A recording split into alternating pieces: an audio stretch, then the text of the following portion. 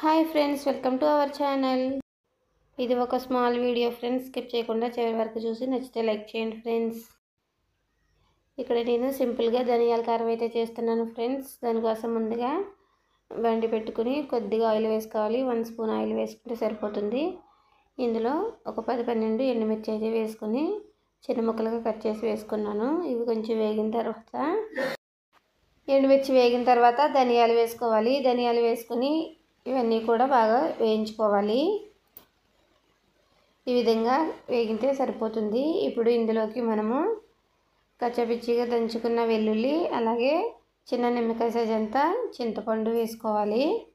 చింతపండు కూడా ఇందులోనే వేయించుకుంటే మగ్గుతుంది కదా, బాగుంటుంది. ఈ విధంగా ఇవన్నీ వేగిన తర్వాత ఇక్కడ నేను జీలకర్ర పొడి అయితే వేసుకుంటున్నాను. 1 స్పూను జీలకర్ర పొడి అయితే వేసుకుని వేయించుకుంటున్నాను.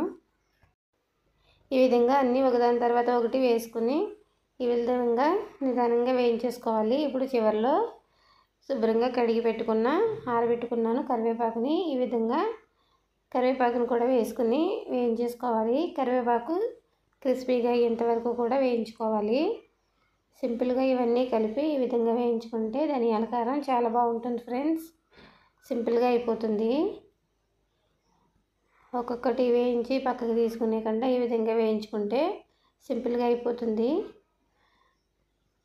ఇక్కడైతే కరివేపాకు కూడా క్రిస్పీగా బాగా వేగిపోయింది. ఇప్పుడు ఇవన్నీ కూడా మిక్సీ జార్లోకి తీసేసుకున్నాను. ఇప్పుడు ఇందులోకి తగినంత సాల్ట్ అయితే వేసుకుంటున్నాను. సాల్ట్ వేసుకుని మెత్తగా మిక్సీ పెట్టుకోవాలి. చూడండి, ఈ విధంగా అయితే మిక్సీ పెట్టుకోవాలి.